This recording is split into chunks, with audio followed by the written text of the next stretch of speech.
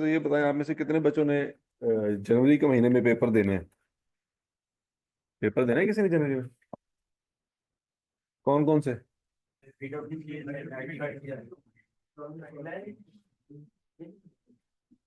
अच्छा। तो पेपर की रजिस्ट्रेशन करवा लिए?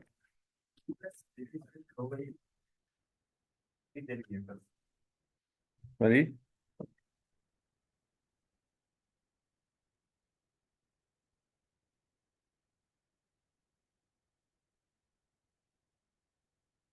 अच्छा।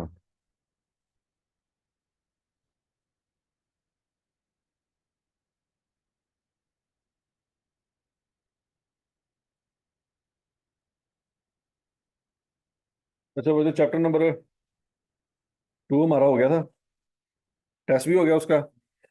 सही हो गया था कि नहीं? हो गया था।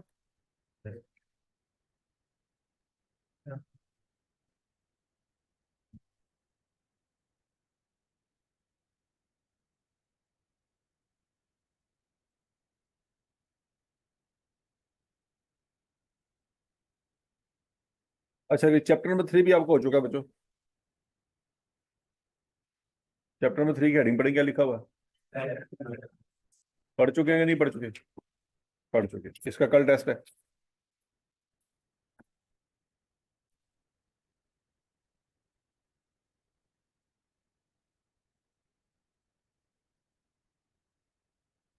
हैं?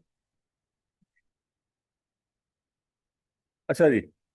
बच्चों, इस तरह का लेजर तो हमने पढ़ा हुआ है कि एक टी अकाउंट होता है। क्या होता है? टी अकाउंट वाला लेजर हमने पढ़ा हुआ है। हम पहले डेट लिखते हैं, फिर अकाउंट का नाम लिखते हैं, फिर पैसे लिखते हैं। याद आया कुछ कुछ? इस तरह की चीजें तो हम पढ़ चुके हैं। अच्छा। तो एक और शेप का लेजर भी होता है, आपको एमसीक्यूज में आ सकता है। Running account balance. इसको समझना आपने, ये कैसे बनता है। इसमें टोटल बच्चों आपके सामने 1 2 3 4 और 5 कॉलम है। कितने कॉलम है? पहला कॉलम डेट का है, दूसरा अकाउंट नेम है, तीसरा डेबिट, चौथा क्रेडिट और पांचवा बैलेंस। अब बैलेंस वाला कॉलम क्या चीज है, ये हमें समझना है। फर्ज करो बच्चों, एक डेटर था। कौन था? डेटर। तो मुझे बताओ, डेटर का जो बैलेंस होगा, जो पिछले साल से आगे अगले साल आ रहा होगा, उसके नीचे डेबिट होगी कि क्रेडिट होगी? हाँ जी। डेबिट। क्यों डेबिट नेचर क्यों होगी? एसेट है। डेटर हमारा क्या लगता है? आवाज नहीं आई। एसेट है तो उसकी नेचर क्या होगी? यहां तक की बात समझ लगी? उससे कितने पैसे देने हैं? 5,000 देने हैं। अन्य हो चलो, लेने हैं। ये ला दे थोड़े। वो पैसे लेने हैं कि देने हैं? पैसे लेने हैं, तभी तो एसेट है। तो अगर पैसे देने होते तो वो हमारा एसेट होता। अच्छा। 1 फरवरी को हमने उससे पैसे लेने थे, कितने? 5,000। तो ये इस महीने हमने उसको कुछ नहीं बेचा। ये हमने उसको कब बेचा होगा? पिछले महीने बेचा होगा। क्लोजिंग बैलेंस आ रहा है, तो इस महीने फिर क्या आ रहा है? ओपनिंग बैलेंस आ रहा है। 6 फरवरी वाले दिन उस बंदे को मजीद सेल्स की हैं, कितनी? 15,000। जब हमने 6 फरवरी को सेल्स की 15,000 की, तो अब टोटल पैसे उससे कितने लेने हैं? 20,000। तो साथ ही उसी वक्त उसका अकाउंट अपडेट हो जाएगा। मतलब जैसे ही कोई ट्रांजैक्शन हुई है, उसका बैलेंस अपडेट हो जाएगा। पहले कितने पैसे लेने थे, अब कितने लेने हैं? एक तो ये ना कि हम उसका बैलेंस निकाले महीने के एंड पे। पिछले वाले सिनेरियो में क्या करते होते थे कि महीने के एंड पे जाके पता चलता था कितने पैसे लेने हैं। चीजें बेची हैं, कुछ वापस आ गई हैं, फिर बेची हैं, कुछ पैसे आ गए हैं, फिर पैसे आ गए हैं, फिर महीने के एंड पे पता चलता था कि भाईजान इतने पैसे बाकी लेने हैं। लेकिन इसमें ये होगा कि जिस वक्त कोई ट्रांजैक्शन हुई है, उसी वक्त उसका जो टोटल अमाउंट बैलेंस जो होगा ना, वो अपडेट हो जाएगा। मतलब 1 फरवरी को कितने पैसे लेने थे? 2 फरवरी को कितने लेने थे? और अन्य हो, 2 फरवरी को कितने पैसे लेने थे? 5 ही लेने थे, खोते हो। 3 फरवरी को कितने पैसे लेने थे? 5 लेने थे। 4 फरवरी को कितने लेने थे? 5 फरवरी को। 6 फरवरी को। हाँ जी, अकल आई? जलील होने तो बाद ही आती है, सीधी सीधी अकल नहीं आ सकती दोनों। समझ लगिए, इसमें अकल वालों के लिए निशानियां हैं। मसला है अकल ही नहीं है तो निशानियां किस नजर आना। ठीक है जी। तो बच्चों ये जो डेट लिखी है इसका मतलब यही है कि 6 फरवरी को उससे पैसे कितने लेने थे? 20। 5 फरवरी को उससे 20 नहीं लेने थे। अगर कोई पूछे कि 5 फरवरी को उससे पैसे कितने लेने थे, तो 5 ही लेने थे। अगर वो 5 फरवरी को 5,000 दे रहे थे तो अकाउंट सेटल हो चुका।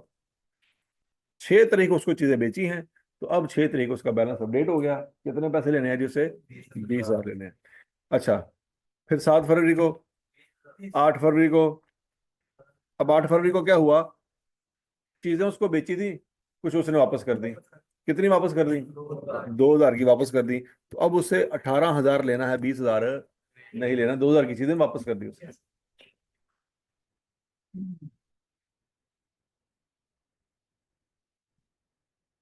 ये हालात हुए मेरे। सीए को ना, सीए हरकत है ही कोई नहीं, सीए वाली तो बंदा करेगी।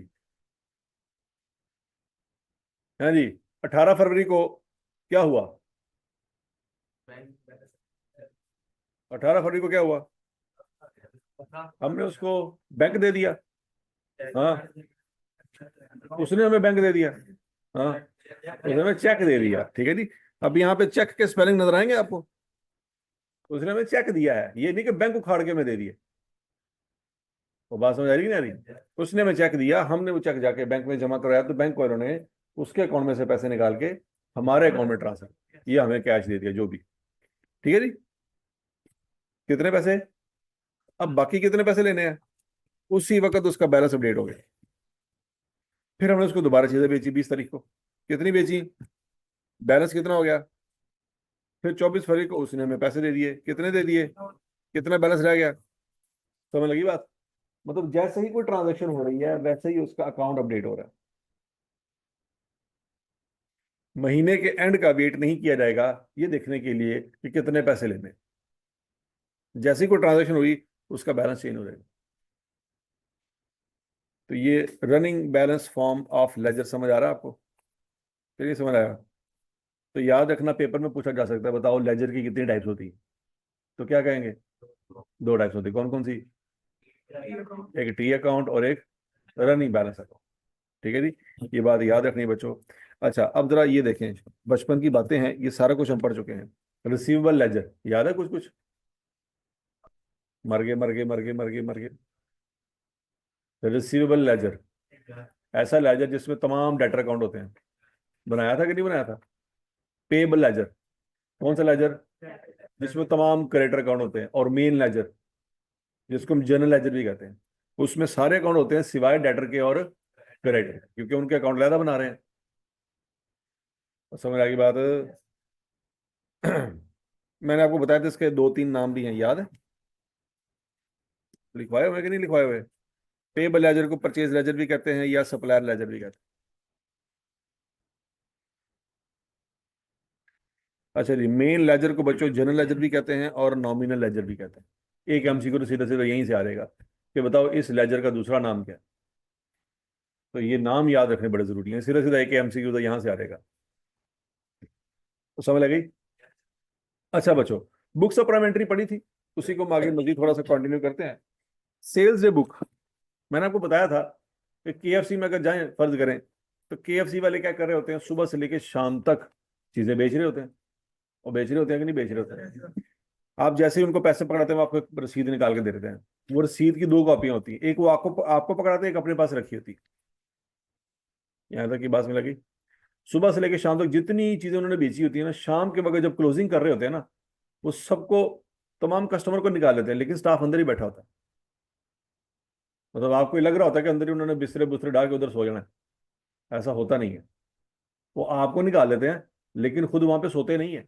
वो क्लोजिंग करके फिर आधे पौने घंटे बाद घरों को निकलते हैं। वो पॉइंट समझ आ रहा है? बैंक कितने बजे बंद होते हैं आजकल? 5 बजे। तो वो आपके लिए 5 बजे बंद होते हैं।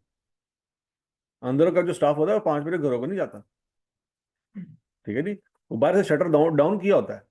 सिक्योरिटी गार्ड भी अंदर होता है और बाकी सारा स्टाफ भी अंदर ही होता है। वो अंदर क्या कर रहे होते हैं? रोटी खा रहे होते हैं।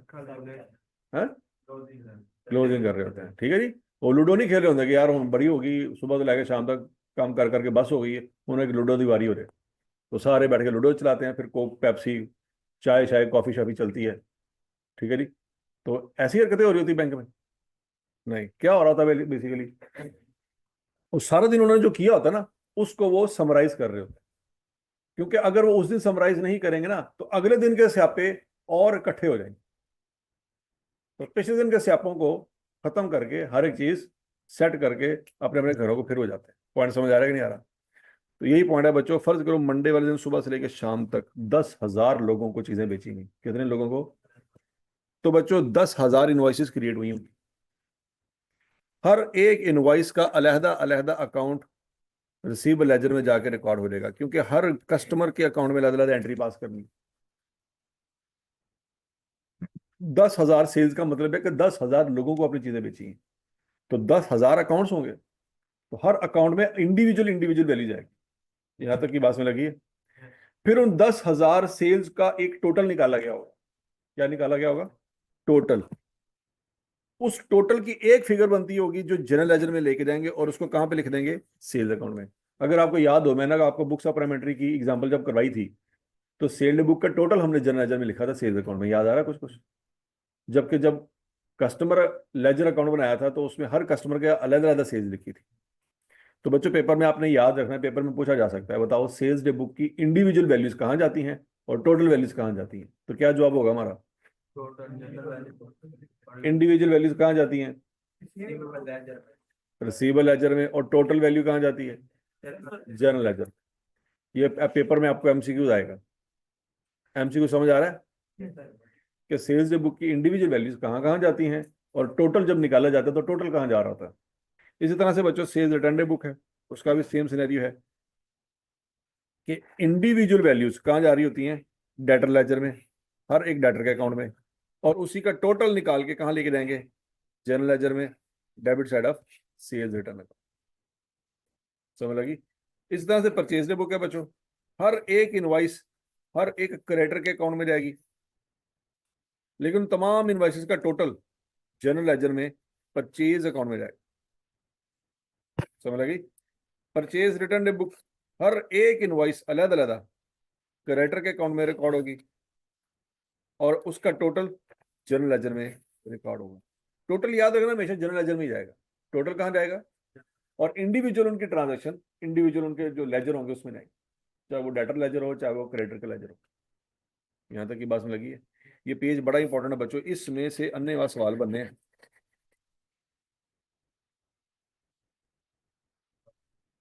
ठीक है जी। ये बात आपने इसी तरह से याद रखनी है। कैश बुक, कैश बुक में अगर आपने पेमेंट की है, तो वो पेबल लेजर में सीधी चली जाएगी। कहाँ चली जाएगी? पेमेंट किसको की होगी? डेटर को? पेमेंट किसको की होगी? और बोलो तो सही। पेमेंट क्रेडिटर को की होगी, तो वो क्रेडिटर लेजर को चली जाएगी, क्योंकि पेमेंट हमने तमाम लोगों को इकट्ठी की होगी, हर किसी को अलग अलग की होगी। पॉइंट समझ आ रहा है? तो हर किसी के इंडिविजुअल अकाउंट में अलग अलग तौर पर रिकॉर्ड हो जाएगी जाकर।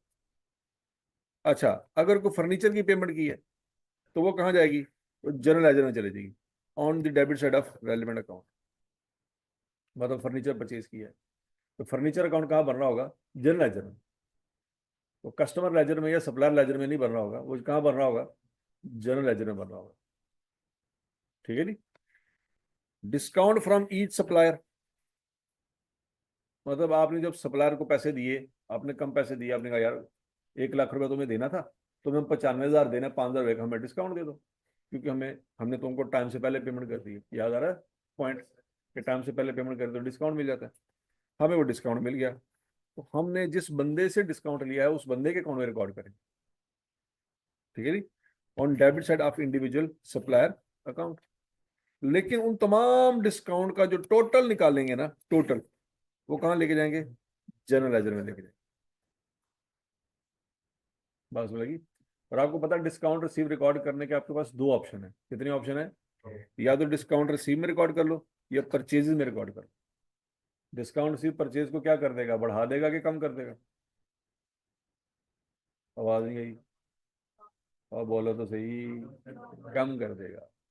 क्या कर देगा? कम क्यों कर देगा?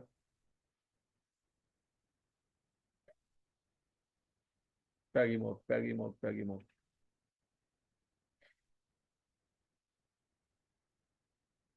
शाबाश शाबाश शाबाश।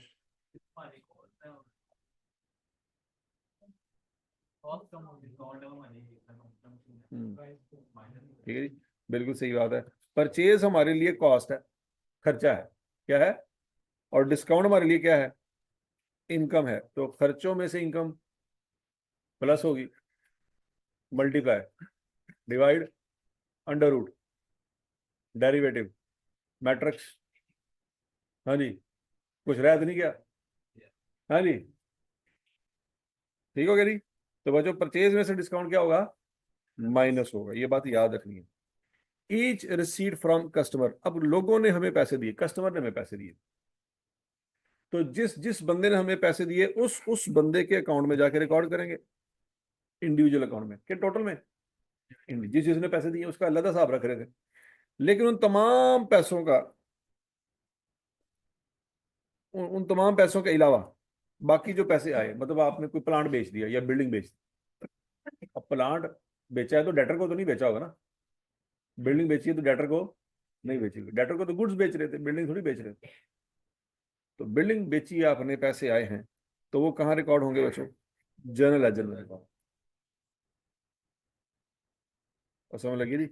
On credit side of relevant account, discount to each customer. अब कस्टमर से डिस्काउंट मिलेगा हमें, कस्टमर को हमने डिस्काउंट देना है, नुकसान होगा कि फायदा होगा? नुकसान होगा। तो बच्चों नुकसान चूंकि होगा तो डेबिट साइड पे रिकॉर्ड करेंगे, ऐसी है। या तो डिस्काउंट अलाउड बनाएंगे या रेवेन्यू में रिकॉर्ड करेंगे। अब रेवेन्यू अकाउंट में प्लस करेंगे माइनस करेंगे? प्लस करेंगे, दर फटे आली। रेवेन्यू क्या होता है? रेवेन्यू क्या होता है? और डिस्काउंट अलाउड, तो ये दोनों प्लस हो जाएंगे। ये ला हैं थोड़े, थोड़ी देर पहले दलील हो, लेकिन फिर भी अकल नहीं है। जनरल जनरल, जनरल जनरल में आपको पता है वो तमाम ट्रांजेक्शन जो किसी और बुक में रिकॉर्ड नहीं होनी, वो कहाँ चली जानी है? तो जनरल जनरल से जो अकाउंट भी रिकॉर्ड कर रहे होंगे वो जनरल लेजर में चला जाएगा सीधा सीधा। जैसे कैपिटल अकाउंट है, कैपिटल अकाउंट की एंट्री कहाँ हो रही होगी? जनरल जनरल में, वहां से कहाँ चली जाएगी? जनरल लेजर में। ठीक है ना? जनरल जनरल में ऐसा कोई अकाउंट नहीं होता जो परचेज लेजर या सेल्स लेजर में रिकॉर्ड हो रहा हो, क्योंकि जनरल जनरल में कस्टमर की या सप्लायर की कोई एंट्री नहीं होनी। बात समझ आ रही कि नहीं आ रही? तो कोई अकाउंट अगर डेबिट हुआ है और कोई अकाउंट अगर क्रेडिट हुआ है, तो उसके दोनों अकाउंट अल्टीमेटली कहाँ बन रहे होंगे? जनरल लेजर में, on debit side of relevant account, on credit side of relevant account. For example, furniture purchase किया आपने, फर्नीचर डेबिट 1 लाख से और पेएबल क्रेडिट 1 लाख से, तो फर्नीचर अकाउंट कहाँ बन रहा होगा और पेएबल अकाउंट कहाँ बन रहा होगा? पैगी मोड कहाँ बन रहा होगा? आवाज नहीं आ रही। अकाउंट जरा में बनते हैं, कहाँ बनेगा? हाँ, होने लगे जलील, कहाँ बनेगा अकाउंट? पेएबल लेजर में, दौर फिटे मत ਤੁਹਾਡੇ से, परचेज लेजर में दौर फिटे मुंह, जनरल जनरल मिल दौर फिटे मुंह। और कितनी ऑप्शन रहेगी पीछे?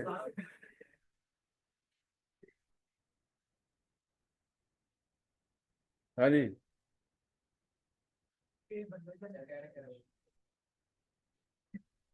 ये तो कैश पे किया खोतिया, कहाँ बनेगा? सेल लेजर में, लख लानत।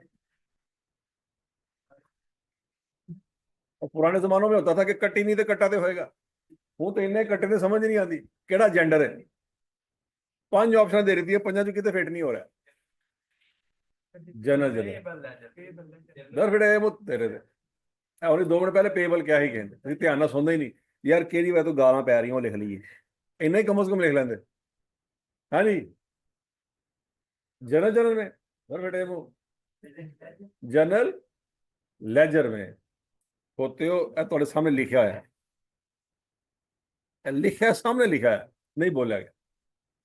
ये हालात ने थोड़े, मतलब अखा अकल तो नहीं है, अखा भी नहीं है, सामने लिखा हुआ है कि जनरल में जो ट्रांजैक्शन रिकॉर्ड होती है वो कहाँ पोस्ट होती है, जनरल लेजर में। तो ये सारे घुमा घुमू के लिए डिस्कस कर ले। कैश बुक भी आ गई, नहीं आया तो जनरल लेजर नहीं आया। जियो खोलना जियो, ये हालात है ने, ऐ नहीं पता कि केड़ी शाह किधर रखनी है। कभी आपने देखा है कि प्रेशर कुकर वाशरूम में पड़ा हो?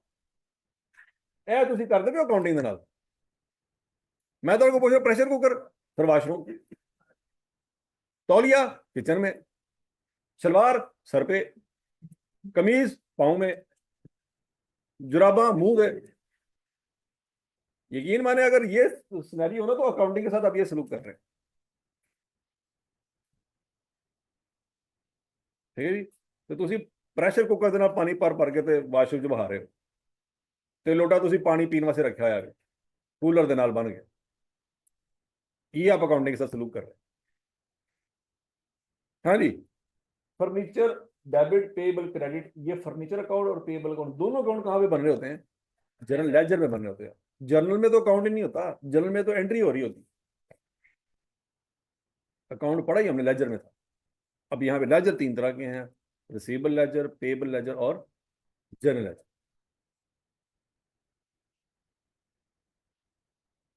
तो पढ़ लिया। हाँ, तो खोत्या वो तो मैंने ये कहा था अकाउंट को बनाने का तरीका समझ लगी ना। वॉशरूम में लोटा होता है, लेकिन लोटे भी दो तीन तरह के होते हैं ना। और फिर हाली तेरे तो कभी अपने घर तो किसी होर दे घर गया है, तो ਉਹਨੂੰ ਕਿਸੇ ਨੇ ਘਰ ਵਹਾਇਆ ਹੀ ਨਹੀਂ ਆਪਣਾ, तो अपने घर टुटा लोटा वेख के पूरी जिंदगी गुजारती फड़ के हूं जंगा रहा। तेरे जॉब तो पता लग गया कि तेन किसी ने कभी घर नहीं वाड़िया, बारों बार ही तेन रोटी फड़ा के कर देना जा पुत्र अपने घर जाके खाई। अच्छा जी।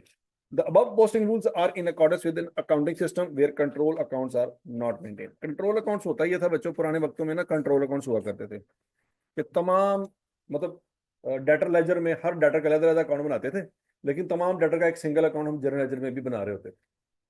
ठीक है जी। ये पुराने वक्तों की स्टोरियां हैं। अब वो कहता है ऐसी कोई स्टोरी नहीं है।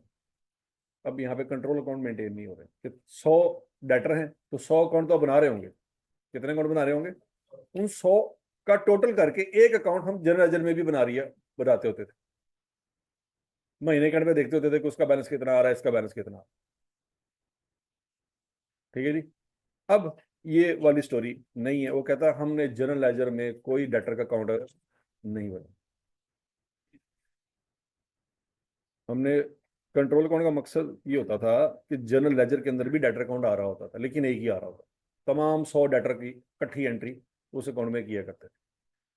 तो कहता है कि ये जो चैप्टर हम पढ़ रहे हैं ना, इसमें आपने हमेशा याद रखना है कि हम ऐसी कोई हरकत नहीं करते। ठीक है जी। सेल डे बुक बच्चों आपको मैंने बना के दिखा दी थी, purchase day book, purchase return day book, cash book, ये सारे मैंने चीजें आपको पढ़ाई हुई हैं, याद है ना कुछ कुछ।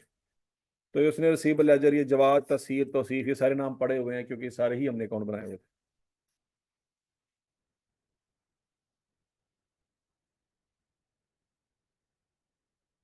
अच्छा जी। चार्ट ऑफ अकाउंट के ऊपर बच्चों एक थ्योरेटिकल सवाल आ सकता है। ये बात आपने अच्छी तरह से याद रखनी है कि चार्ट ऑफ अकाउंट क्या होता है। This is a list of accounts created by business to be used to organize its financial transaction into identified categories of assets, liabilities, income and expenses। वो कहते हैं एक लिस्ट होती है, तो उसकी हमने एक कैटेगरी बनाई होती है। मैं आपको पहले कंसेप्ट समझाता हूँ बच्चों। फर्ज करें एक होटल है, उसके 4 फ्लोर हैं, ground floor, first floor, second floor, third floor. ठीक हो गया जी। अच्छा। अमेरिका और यूके में इसके ऊपर भी लड़ाई है। मतलब एक कंट्री कहता है जी ये ग्राउंड फ्लोर है, ऊपर वाला फर्स्ट फ्लोर है। दूसरा कंट्री कहता है नहीं जी भैया ये फर्स्ट फ्लोर है, ये सेकंड है, ये थर्ड है और ये फोर्थ। कहते तो 4 फ्लोर है ना, तो 4 कहो। ਤੁਸੀਂ कह रहे हो नहीं सब तो पहले थर्ड फ्लोर है, की गल हुई। ठीक है जी। वो कहते जी आपने गिनती ही रखनी है तो गिनती फिर शुरू से शुरू करो ना। नीचे ग्राउंड फ्लोर को क्या कहो, ये पहला फ्लोर है।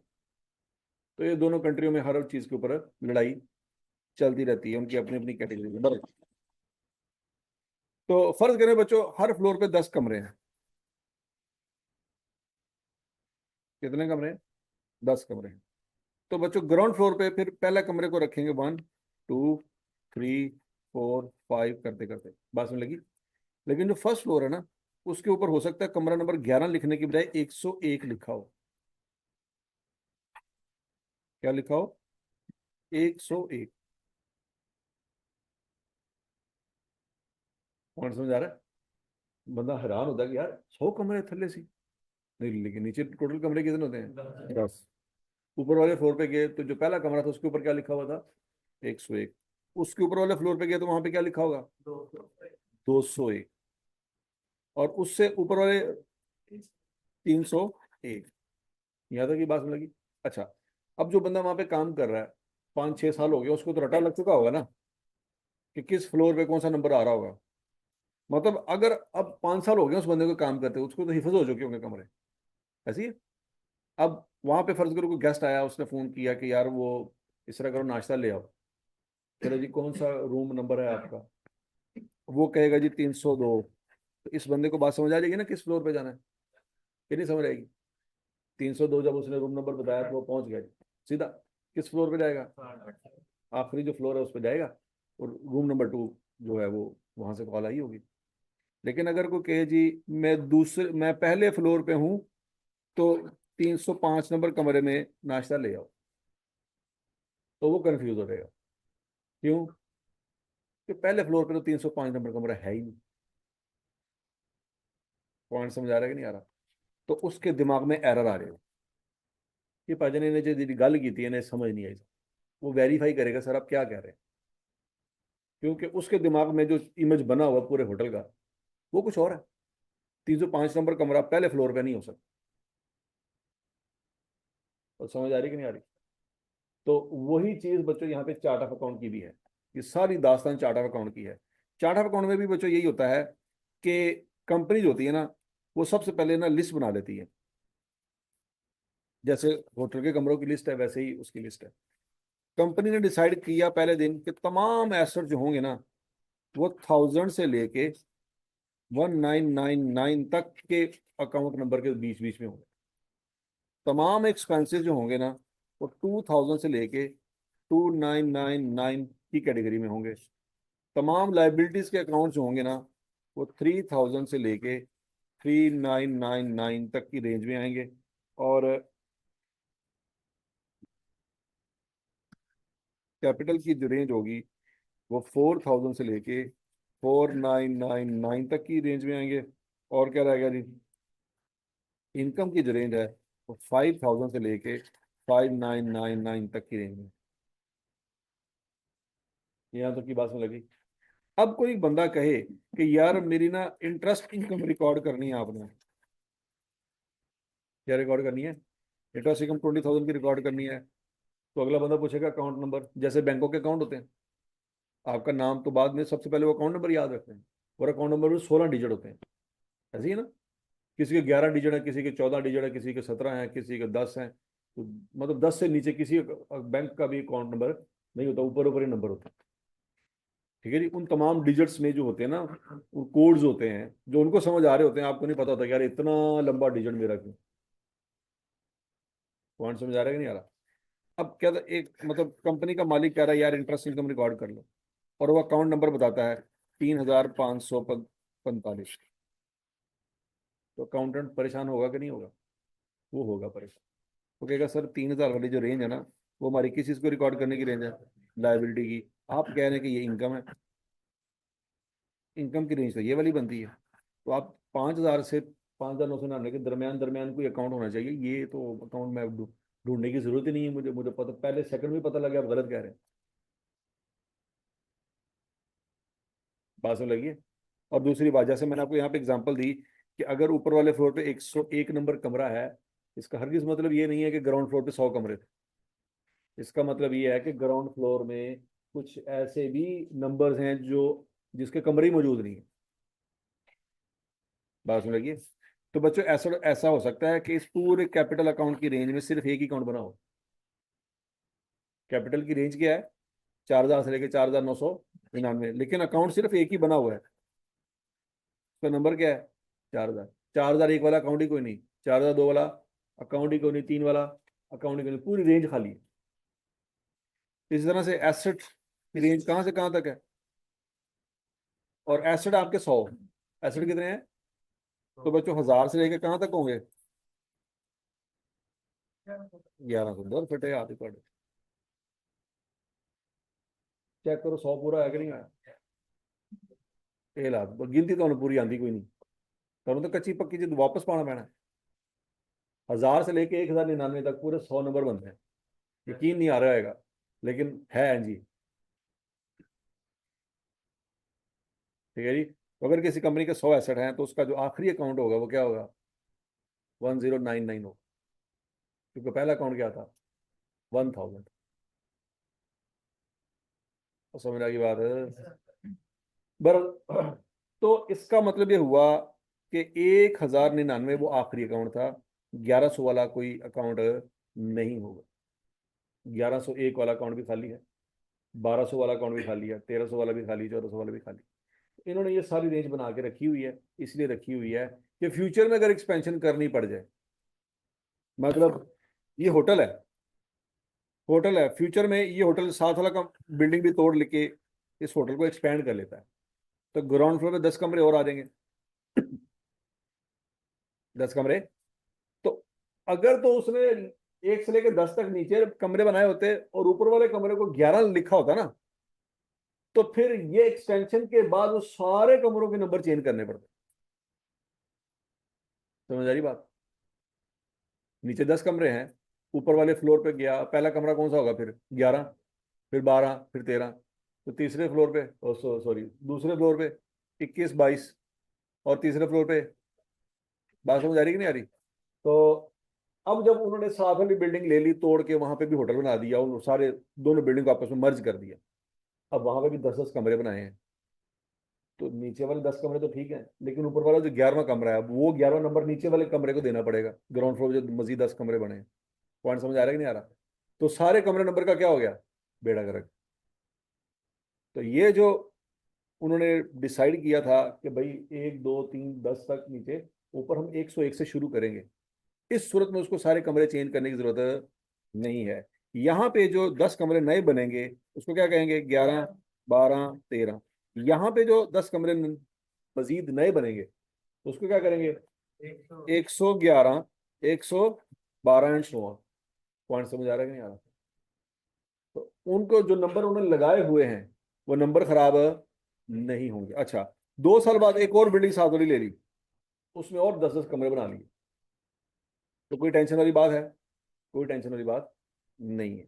तो बच्चों यही कंसेप्ट होता है इन अकाउंट्स की रेंज बनाने का, कि अगर फर्ज करो कल को आपकी कंपनी एक्सपैंड करती है, आपके मजीद 100 एसेट और आ जाते हैं, 100 लाइबिलिटियां और आ जाती हैं, 100 तरह की इनकम और आ जाती हैं, तो कैपिटल अकाउंट मजीद ओपन हो जाते हैं, तो कोई टेंशन वाली बात है?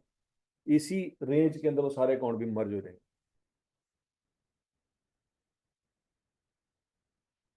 तो क्लियर है?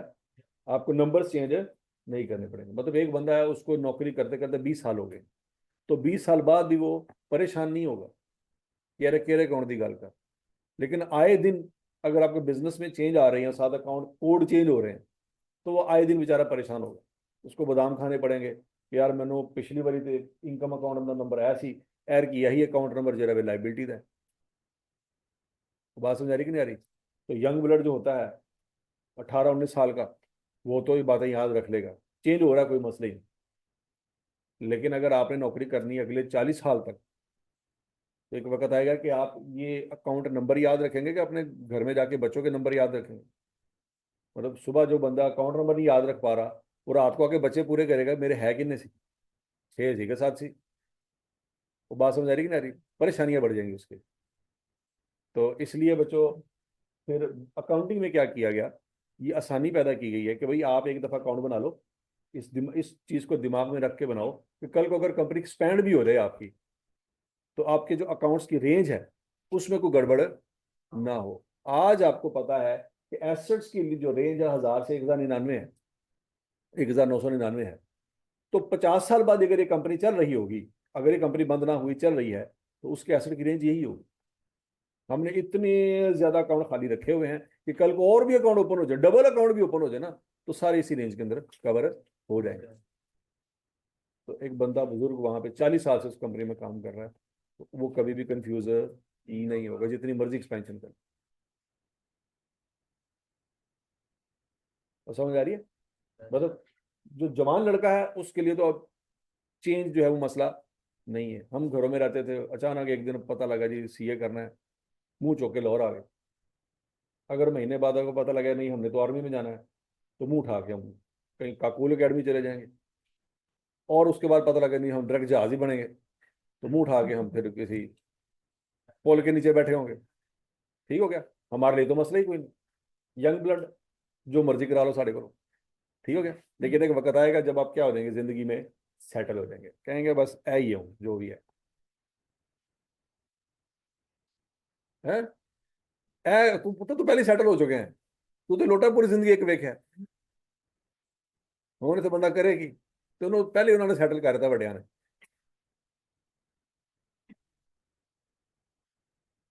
और बात समझ आ गई कि नहीं आ गई? तो ये बच्चों चार्ट ऑफ अकाउंट की कुछ स्टोरी लिखी हुई है। यूनिक कोडिंग एंड अरेंजमेंट, ये आपने पढ़ लेना है, इसमें क्या लिखा हुआ है। डिजाइन एंड फ्यूचर चेंजेस, ये बात भी मैंने आपको पढ़ा दी है कि फ्यूचर में अगर चेंज आएंगे तो आपके डिजाइन में कोई फर्क है। Objective of using chart of account, ये ऑब्जेक्टिव याद रखना आपने, पेपर में पूछा जाएगा। स्पेसिमन एग्जांपल मैंने आपको दे दी है कि 100 से 199, फिर 110 से 119। तो कहता देखो आपने रेंज दी है एसेट्स की, क्या 100 से 199, उसमें से पहले 10 की आपने लैंड रिकॉर्ड कर, 110 से लेके 119 तक अकाउंट आपने रखे हैं किसके लिए, लैंड के लिए। 120 से 129 तक आपने अकाउंट रखे हैं किसके लिए, ऑफिस बिल्डिंग के लिए। 130 से 139 तक वेयर हाउसेस, 40 से 49 तक फैक्ट्रियों के, मोटर व्हीकल 50 से 59 तक। फिलहाल हो सकता है एक ही आपका लैंड हो, एक ही आपकी ऑफिस बिल्डिंग हो, एक ही आपका वेयर हाउस हो, एक ही फैक्ट्री हो और एक ही गाड़ी हो, एक एक अकाउंट यूज होगा। ठीक है जी। तो नया अकाउंटेंट जो होगा उसको तकलीफ तो होगी इस बात की कि यार देखो ਤੁਹਾਡੇ ਕੋਲ ਇੱਕੋ ਹੀ ਲੈਂਡ ਦਾ ਟੁਕੜਾ ਹੈ, 110 ਉਹਦਾ ਹੋ ਜਾਂਦਾ, ਇੱਕੋ ਹੀ ਆਫਿਸ ਬਿਲਡਿੰਗ ਸੀ ਉਹਨੂੰ 111 ਕਹਿ ਲੈਂਦੇ, ਇੱਕੋ ਤੁਹਾਡੇ ਕੋਲ ਗੋਦਾਮ ਸੀ ਉਹਨੂੰ 112 ਕਹਿ ਲੈਂਦੇ, ਇੱਕੋ ਤੁਹਾਡੇ ਕੋਲ ਫੈਕਟਰੀ ਸੀ ਉਹਨੂੰ 113 ਕਹਿ ਲੈਂਦੇ, ਇੱਕੋ ਤੁਹਾਡੇ ਕੋਲ ਗੱਡੀ ਹੈ ਉਹਨੂੰ 114 ਕਹਿ ਲੈਂਦੇ, ਜ਼ਿੰਦਗੀ ਆਸਾਨ ਹੁੰਦੀ। है ਤੁਸੀਂ ਕੀ ਡਰਾਮੇਬਾਜ਼ੀ ਕੀਤੀ ਹੈ। Land 110, office building 120, warehouse 130, factory 140, motor vehicle 150, ये कौन से अकाउंट है? उसको तो बात अभी समझ नहीं आ रही। लेकिन कल को अगर कंपनी को और प्लॉट ले लेती है, तो फिर उसका नंबर अगर 115 रखा जाएगा, क्योंकि इसके मुताबिक तो 115 ही होगा ना, फिर नहीं बात समझ लगी। तो ये फिर एक कैटेगरी में नहीं आ सकते। इस वक्त तो जो बंदा वहां पे 10 साल से काम कर रहा है उसको पता है कि अगर कंपनी ने कोई नया प्लॉट लिया है तो वो 110 से 119 के दरमियान दरमियान ही उसका अकाउंट होगा, उसका अकाउंट कभी 205 नहीं हो सकता। समझ लगी है? इस वक्त एक ही प्लॉट है, अगर कंपनी 10 प्लॉट भी ले लेगी तो रेंज उसकी यही रहेगी। समझ आ गई बात है? तो ये बच्चों इस तरह से कैटेगरीज बना दी जाती हैं, शुरू शुरू में ही बता दिया जाता है कि यार ये फलां फलां की ना ये कैटेगरी हमने इस्तेमाल करनी। और लॉजिक समझ आ गई सबको? ट्रायल बैलेंस आप पढ़ चुके हैं बच्चों।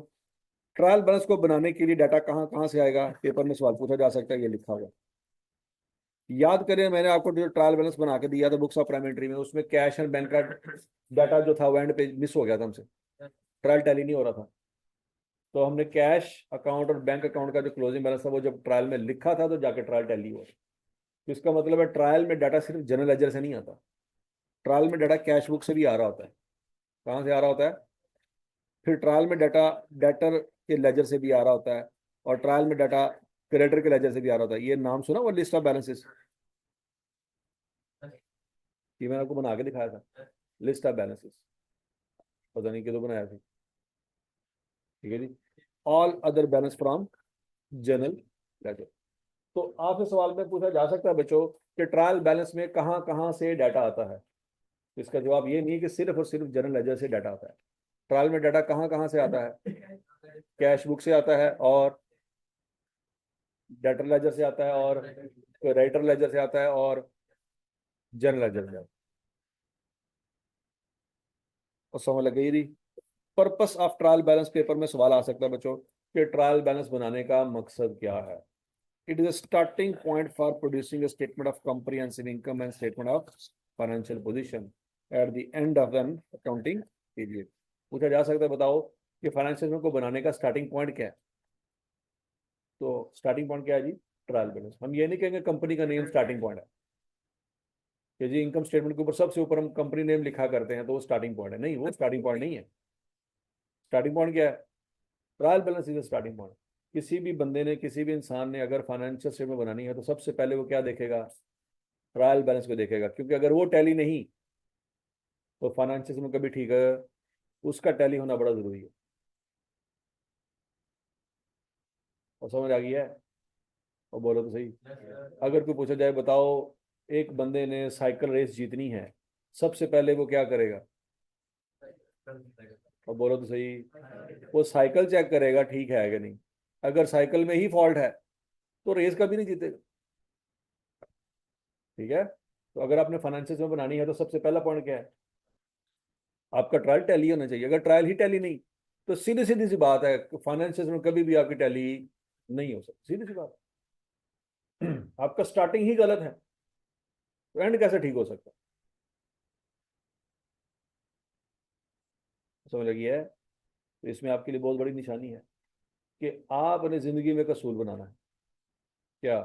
कि जो चीज आप खत्म नहीं ना कर सकते वो स्टार्ट नहीं करनी चाहिए। जो चीज खत्म नहीं कर सकते वो स्टार्ट नहीं कर। मगर तुसी एक बंदे ने लड़ाई लै ली, तुसी सी 50 किलो दे, वो अगला सी 100 किलो का, चांडे तुसी उन्हें मार दी गुस्से च आके। हुण खत्म वो करेगा? वो ये हुण बाद डिसाइड होएगा कि लड़ाई खत्म की है कि बंदा खत्म किया। ठीक है जी? तो आपने पंगा तो ले लिया, बाद में सोचा मैं फोन करांगा तो यार इकट्ठे हो जाएंगे। अब आप फोन करें तो कोई फोन नहीं उठा रहा। तो इसलिए लड़ाई शुरू करने से पहले ये सोच लो कि केड़ा केड़ा मगरों थोड़े नाल रलेगा। ठीक है जी? तो सेम अप्लाइज इन सीए। क्या आपने सीए शुरू करते वक्त ये सोचा था कि आप खत्म कर लेंगे या सीए आपको खत्म कर देगा? ठीक है जी? ये तो आपने सारे ने जोश में आके कह दिया था। अच्छा, गड्डी मिलेगी, ओए होए होए होए, बंगला भी आएगा, दुबई भी जावांगे, ओए होए न्यूयॉर्क भी जावांगे। सोचा तो बड़ा कुछ है। हालात ये है कि बरकत मार्केट से कलमा चौक नहीं जा सकते, ठंड बहुत है। न्यूयॉर्क जान का सोचा है वे, ये तो कलमा चौक नहीं जा सकते। हालात कुछ इस तरह के, तो प्रैक्टिकल रियलिटी कुछ और है। ख्वाहिशात बहुत बड़ी हैं। फरारी गड्डी कि लैम्बोर्गिनी, क्या करो। ठीक है जी? गड्डियां सोचो केड़ी केड़ी दिमाग आ रही हैं। ठीक है जी? तो अल्हम्दुलिल्लाह जितने भी चार्टर्ड अकाउंट आपकी नजरों में है ना, मुझे दिखा दें किसी एक के पास भी फरारी हो। ਜਿਹੜੀ शायद ਤੁਸੀਂ ਲੈਣ ਦੀ सोची हुई है ना, पहले अपने अबाओ अजदाद च देखो पहले, किसी के पास है? किसी के कोल भी नहीं है। तो इसका मतलब है जब तक आप सीए क्वालिफाई करेंगे ये कीड़ा मर चुका होगा। और बात समझ आ रही कि नहीं आ रही? अभी है, मुझे पता है, ये कीड़ा आपने बहुत अच्छी तरह से पाला हुआ है। लेकिन जब तक इतनी ठोकरें आपको लगनी है, इतनी ठोकरें लगनी है ना, तब तक कहेंगे यार लानत भेजो फरारी दे, 5 साल रह गए जिंदगी दे, ब्लड प्रेशर दवाई लैके आनी है मैं। जो तक मेरा सीए होया वे 5 साल के मगरों रह गए। जैसे एक बकरा, एक बकरी बकरे को कहती है आई लव यू, बकरा कहता हूं की फायदा, वड्डी दान वाली है, हूं तो तू कह देता, पर 3 दिन बाद कुर्बानी हो जानी। वो आपके हिसाब होने हैं कि जब तक आपने फरारी लेने के काबिल होना है तब फरारी चंगी नहीं लगनी आप। और बात समझ आ रही कि नहीं आ रही? ਤੁਸੀਂ ਕਹਿੰਦੇ यार सुकून ਨਾਲ ड्राइवर रखा है वे ਤੇ ਮਜ਼ੇ ਦੋਨੇ ਜਾਣੇ ਨੇ ਫਰਾਰੀ ਚਲਾਉਂਦੇ, मैं तो पिछली सीट ਤੇ ਬਹਿਣਾ। की फायदा फरारी का? कोई आराम ਨਾਲ एक गड्डी ला लो चुप करके। और समझ लगी बात? अभी आप पल लें दिन में जो भी पल सकता है जिससे मोटिवेट हो पेपर देने के लिए। है मैं भाई एक भी नहीं ला सकता, सीधी दी गल। ठीक है जी। तो लिहाजा तो अभी के ख्वाहिशात कुछ और हैं, बाद में मसाइल कुछ और होंगे, तो वो जो होंगे वो आप सोच भी नहीं सकते कि आपके साथ क्या क्या होना है। तो इसलिए अभी लगे रहे, कोई टेंशन वाली बात। अच्छा जी, it is a useful means of checking for errors in accounting system. Error must have occurred if total of debit balance and total of credit balance on ledger accounts are not equal. तो कहता है देखो, अगर आपकी laser ही tally नहीं है ना, तो आपका ट्रायल टैली नहीं हो सकता, सीधी सी बात। ट्रायल टैली होगा तो ये इस चीज की निशानी है कि लेजर ठीक बने थे। लेजर लेजर में गड़बड़ है तो ट्रायल टैली हो ही नहीं सकता। अच्छा भाई, limitation of a trial balance. Trial balance के कुछ मसले मसाइल होते हैं, पेपर में सवाल आएगा। इसके एक एक पैराग्राफ में बच्चों एमसीक्यूज मौजूद हैं, इसको अच्छी तरह से आपने याद रखना है। पेपर में इस एक एक पैराग्राफ से आई के आपने उठा के सवाल बनाना है। Limitation of a trial balance. Trial balance is taken as test of arithmetical accuracy. यही सवाल पहला बन जाएगा। क्या लिखा होगा आई के आपने यहाँ पे लगाई होगी एक fill in the blank, dash is taken as test of arithmetical accuracy. तो क्या लिखेंगे यहाँ पे? ट्रायल। ये सवाल आपको आएगा कि कौन सी चीज ऐसी है जो टेस्ट ऑफ अरिथमेटिकल एक्यूरेसी के तौर पे यूज होता है। ये आपको एमसीक्यू आ सकता है। If both debit and credit column of trial balance are equal to each other, we assume that there is no mistake in posting of journal and subsidiary books to ledger accounts, in carrying forward balance of ledger accounts to trial balance, and even in the balancing of ledger accounts. तो कहता है जी, अगर trial tally है, आपका journal भी ठीक बना था, आपका लेजर भी ठीक बना था, लेजर के टोटल भी ठीक थे, लेजर के क्रेडिट बैलेंस भी ठीक थे, और क्रेडिट बैलेंस ट्रायल में सही जगह पे लिखे गए,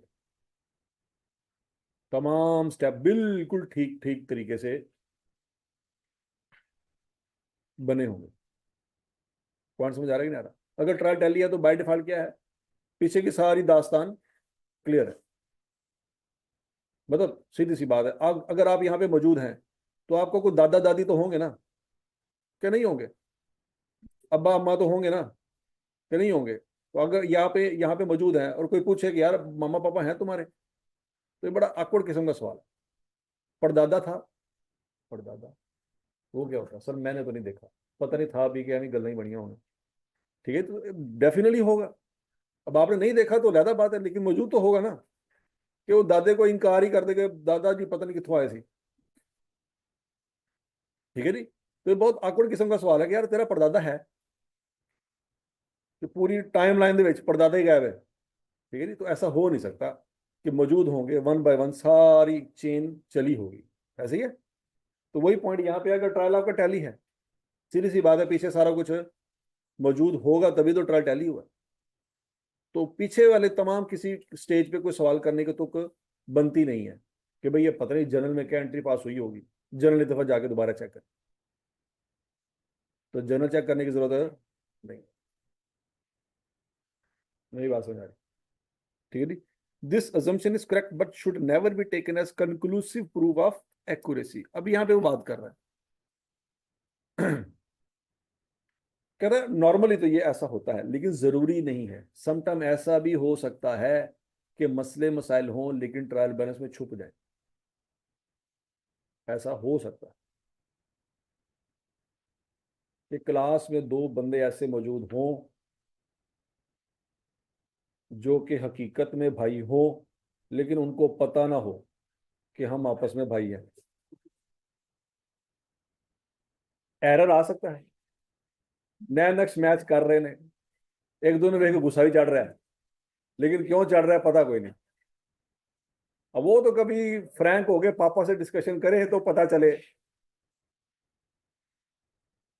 वो बात समझ आ रही कि नहीं आ रही? तो एरर आ सकता है, बाय डिफॉल्ट नॉर्मली ऐसे ही होता नहीं है, लेकिन ऐसा हो भी सकता है, लेकिन किसी ने सोचा नहीं होता। नहीं बात समझ आ रही? It means that there are certain errors which remain undetected by trial. मतलब ट्रायल बैलेंस से भी कोई चीज छुपी रह सकती है। Both debit and credit column of the trial balance may be equal in spite of certain mistake of omission and principle. ठीक है जी। ये चीजें बच्चों आपने FR 1 में पढ़नी है। पहले ये टॉपिक होता था इंट्रो में, अब खत्म कर दिया गया है कि क्या है जी, कोई ओमिशन ही होगी, मतलब एक बंदे को अपनी चीजें बेची हैं, ना डेबिट रिकॉर्ड किया, ना जब डेबिट भी मिस हो गया और क्रेडिट भी मिस हो गया तो ट्रायल तो ऑटोमेटिकली टैली हो जाएगा। अगर तो सिर्फ डेबिट मिस हुआ, क्रेडिट ना हुआ होता, तो ट्रायल टैली ना होता, पकड़ा जाता।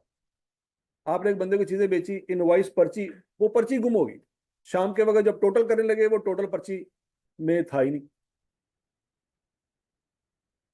तो इंडिविजुअल बैलेंस भी गलत है और टोटल भी गलत है, लेकिन इंडिविजुअल बैलेंस और टोटल दोनों मैच कर रहे हैं, तो ऑटोमेटिकली ट्रायल भी क्या होगा, मैच हो जाएगा। लेकिन एक ट्रांजेक्शन ऑल टुगेदर सारी की सारी मिस हो गई। अब गलती तो है, लेकिन वो गलती ट्रायल से नजर नहीं आएगी आप, क्योंकि ट्रायल टैली। समझ आ गई जी? ये है एरर ऑफ ओमिशन। इसको क्या कहते हैं, error of omission. Error of principle ये है कि आपने असूली तौर पे एक चीज रिकॉर्ड की, सोच समझ के रिकॉर्ड की, जो दिमाग आपका कह रहा था, आपने अपने दिमाग होशो हवा से एंट्री रिकॉर्ड, लेकिन उसका जो प्रिंसिपल था वो कुछ और था, उसका असूल कुछ और था। किताबों में उसका जो असूल लिखा था वो कुछ और था। आपने अपना दिमाग इस्तेमाल करके सही होशो हवास में एंट्री की। असूली तौर पे आपने गलती, ज़हनी तौर पे गलती नहीं की, ज़हनी तौर पे आपने सोच समझ के एंट्री पास की, लेकिन उसका जो प्रिंसिपल था वो कुछ और। बात समझ आ रही कि नहीं आ रही? तो ऐसी गलती को हम कहते हैं एरर ऑफ प्रिंसिपल। क्या कहते हैं उसको? फॉर एग्जाम्पल, आपने बिल्डिंग को करवाया, बिल्डिंग के ऊपर एक और फ्लोर बनाया। क्या बनाया? एक और फ्लोर बनाया। आपने वो फ्लोर के ऊपर 1 करोड़ रुपया लगा दी। बिल्डिंग ऑलरेडी बनी हुई थी, उसके ऊपर एक और फ्लोर डाला, 1 करोड़ रुपया खर्चा हो गया। तो आपने वो जो खर्चा किया ना, आपने उसको डाल दिया रिपेयर एंड मेंटेनेंस में। क्या डाल दिया? रिपेयर एंड मेंटेनेंस में 10 मिलियन डाल दिया। रिपेयर एंड मेंटेनेंस डेबिट और कैश क्रेडिट। आपने ऐसी हरकत क्यों की, जबकि आप बिल्डिंग के ऊपर एक और फ्लोर डाल रहे थे? आपसे ही हरकत इसलिए हुई क्योंकि जिस बंदे से आपने ऊपर वाला फ्लोर बनवाया था ना, उसी बंदे से आप हर महीने बिल्डिंग को चूना करवाया करते थे, हर साल। क्या करवाया करते थे? हर साल आप वाइट वॉश करवाया करते थे। तो जब आप वाइट वॉश करवाया करते थे, तो आप यही एंट्री पास किया करते थे, रिपेयर डेबिट और कैश क्रेडिट। 1 मिलियन का वाइट वॉश करवाया, एंट्री पास कर दी। अब उसी बंदे को बुलाया, उसको कहा यार पूरा फ्लोर ही बना दे। उसने पूरा फ्लोर बना दिया। आपने कहा मसला ही कोई नहीं, मैं हर साल यही एंट्री पास करता हूँ, इस साल भी यही एंट्री पास होगी। तो आपने बड़े होशो हवास से एंट्री पास की। लेकिन किताब कहती है कि भाई अगर चूना करवाया फिर तो रिपेयर है, लेकिन अगर पूरा फ्लोर ही बना दिया है तो ये तो रिपेयर नहीं है ना। वो पॉइंट समझ आ गया कि नहीं आ गया? तो ये तो बिल्डिंग की कॉस्ट में ऐड होना चाहिए, आपने इसको रिपेयर एक्सपेंस में क्यों डाल दी? असूली तौर पे आपने गलती की है। अगर आपने, मतलब आप भूल नहीं गए, आपने सोच समझ के एंट्री पास की थी, लेकिन असूल कुछ और कह रहा है। नहीं बात समझ लगी? मतलब बाइक आपकी पंक्चर हो गई है, तो आपने बाइक को पंचर लगवा लिया, तो ये रिपेयर है। ये क्या है? लेकिन अगर इंजन ही फारग हो गया है, तो चाहे आप उसी पंचर वाले से इंजन सही करवा रहे हो, ये रिपेयर नहीं है, ये रिप्लेसमेंट है। ये क्या है? देखो, पंचर में आपने टायर रिप्लेस नहीं किया, उसको रिपेयर किया है। लेकिन अगर इंजन खराब हो गया है, तो इंजन रिप्लेस करना पड़ेगा। तो पुराने इंजन को की कॉस्ट को निकालो, नए इंजन की कॉस्ट को जमा करो, वो आपके एसेट में जाएगा, वो खर्चा नहीं है, वो एक्सपेंस नहीं है। समझ लगी? ये है असूली गलती। इसको क्या कहते हैं? कि आपने असूल के खिलाफ काम किया। ठीक है जी? एरर ऑफ ओमिशन, भूल ही गए, ना डेबिट रिकॉर्ड हुआ ना क्रेडिट रिकॉर्ड हुआ। एरर ऑफ प्रिंसिपल, आपने सोच समझ के एंट्री पास की, लेकिन आपके अकाउंट की नेचर गलत थी। आपने जिस चीज को एक्सपेंस माना, हकीकत में वो एक्सपेंस नहीं था, वो एसेट था। कंपनसेटिंग एरर, इत्तफाकिया तौर पे 2-3 एरर आपस में मर्ज होके एक दूसरे को कंपनसेट कर गए। वो बात सुन लगी नहीं लगी? कंपनसेटिंग का मतलब ये है कि कहीं पे डेबिट कम हो गया और कहीं पे क्रेडिट कम हो गया। वो दोनों अमाउंट इत्तफाकिया तौर पे, आपस में उनका कोई कनेक्शन था नहीं, इत्तफाकिया तौर पे उनकी अमाउंट क्या थी, बराबर। तो जब उनकी अमाउंट बराबर थी, डेबिट एक कम हुआ पड़ा, क्रेडिट दूसरे पे जाके कम हुआ पड़ा, तो ट्रायल बैलेंस में जब हमने ट्रायल बनाया, वैल्यूज लिखी, तो ट्रायल क्या हो गया, टैली हो गया। तो वो इत्तफाकिया तौर पे हुआ। हो सकता है कि नहीं हो सकता? हो सकता है। Incorrect account in original books, आपकी original books of prime entry में ही अकाउंट गलत हो गया। फॉर एग्जांपल, आपने मिस्टर ए को चीजें बेची थी। किसको चीजें बेची थी? आपने मिस्टर ए की बजाय मिस्टर बी के अकाउंट को डेबिट कर दिया। करना डेबिट ही था, किया डेबिट ही, लेकिन बंदा चेंज हो गया। तो बंदा चेंज हो गया ना, अमाउंट क्या करनी थी, डेबिट क्या की है, तो ट्रायल तो टैली होगा, ट्रायल टैली होगा कि नहीं होगा, ट्रायल टैली होगा, बंदा गलत हो गया। ठीक है जी। Posting to wrong account. ठीक है जी। पोस्टिंग टू रॉन्ग अकाउंट, ये भी वही एग्जांपल है बच्चों, मिस्टर ए के अकाउंट में रिकॉर्ड करना था, मिस्टर बी के अकाउंट में रिकॉर्ड कर दिया। ठीक है जी।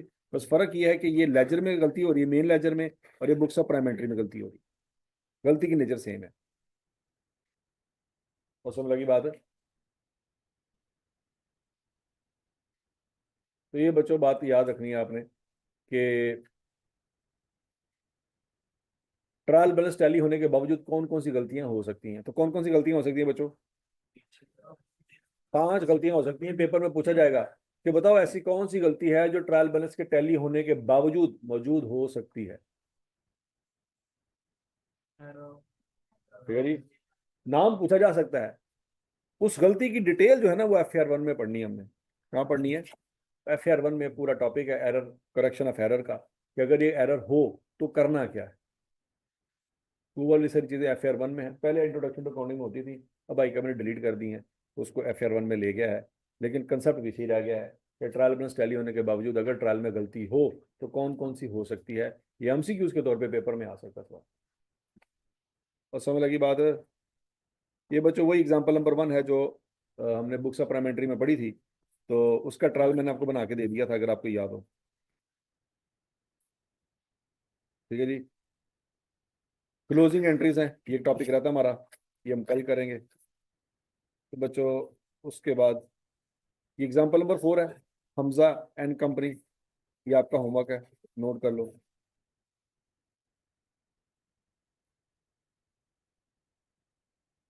एग्जाम्पल नंबर 5 है, ये भी आपका होमवर्क है।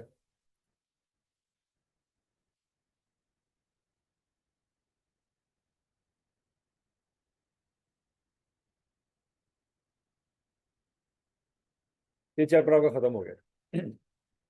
Chapter number 3 finish. ठीक है जी।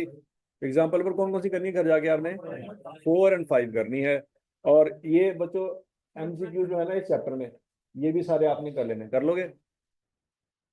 तो कल या परसों इसका टेस्ट है, चैप्टर नंबर 3 भी आपका गया, परसों कर लें। चलो जी परसों कर लेते हैं। चैप्टर नंबर 1 भी हो गया बच्चों आपका, चैप्टर नंबर 2 भी हो गया, और 3 भी हो गया। कितने रह गए पीछे, 1 2 3 4 5 6 7, 7 रह गए।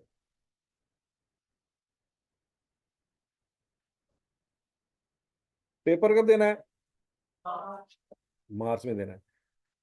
ये जनवरी में जो पेपर की विंडो ओपन हुई है, कब से कब तक पेपर है, 14 से, 20 से 24। तो मार्च के महीने में भी हो सकता है 20 से 24 के दौरान ही पेपर हो। ठीक हो गया। तो बच्चों अब जरा काउंट कर ले टाइम, आज क्या तारीख है, 30 दिसंबर है। क्या है, 30 दिसंबर तो ठीक हो गया जी। तो जनवरी का महीना है आपके पास, और फरवरी का महीना, 2 महीने हैं आपके पास। कितने महीने हैं, 2 महीने मतलब 8 हफ्ते, 2 महीने मतलब 8 हफ्ते। आपके पास कितने टॉपिक है पीछे, 7 चैप्टर है। कितने चैप्टर हैं, 7 चैप्टर हैं। तो इसका मतलब बच्चों हर एक चैप्टर 1 हफ्ते में कंप्लीट करना पड़ेगा। अब स्पीड थोड़ी सी बढ़ानी पड़ेगी। समझ आ रही है। मैंने आपकी बेसिक्स को क्लियर करने के लिए अच्छा खासा टाइम लगाया है, ज़रूरत से भी ज़्यादा टाइम लगाया है, क्योंकि बुनियादें मजबूत होंगी। तो जैसे आज देखिए एक दिन में चैप्टर ने उड़ा दिया, बुनियादें मजबूत होंगी तो चैप्टर एक दिन में उड़ जाएगा। लेकिन बुनियादें मजबूत ना हो तो 4 महीनों में भी चैप्टर क्लियर नहीं होगा। वो बात समझ आ रही कि नहीं आ रही। तो अपने गोडे गीटा चेक कर लो, असि हूँ फड़नी स्पीड, क्या पकड़नी है, नसना पैना दोनों। पहले मैंने आपको हाथ पकड़ के उंगली पकड़ के चलाने की कोशिश की है। ठीक है जी। तो अब चलना है और फिर बाद में दौड़ना है। पहले आपको हमने सैटरडे को ऑफ किया था कि चलो यार जाके घर रेस्ट कर लो, ठीक है जी। अब हो सकता है सैटरडे ऑन करने पड़ जाए, ठीक है जी। तो ज़हनी तौर पे तैयार हो जाएं कि भाई जिन्होंने घर जाना है, अम्मी अब्बू को देखना है, वो ज़रा टाइम पे जाएं, पहुंचे, ठीक है जी। जफ्फी शफ्फी पा के अब्बू से मिलके सलाम दुआ लैके आ जाओ, कि उन्होंने दस दो पता नहीं अगली बारी आना कि नहीं आना, कि मेरी खबर ही आएगी लोरो, ठीक है जी। कि मुंडा डेप्रिसिएशन पढ़ता पढ़ता डेप्रिशिएट हो गया, ठीक है जी। तो लिहाजा ये अगले 2 महीने बड़े सख्त हैं आप लोगों के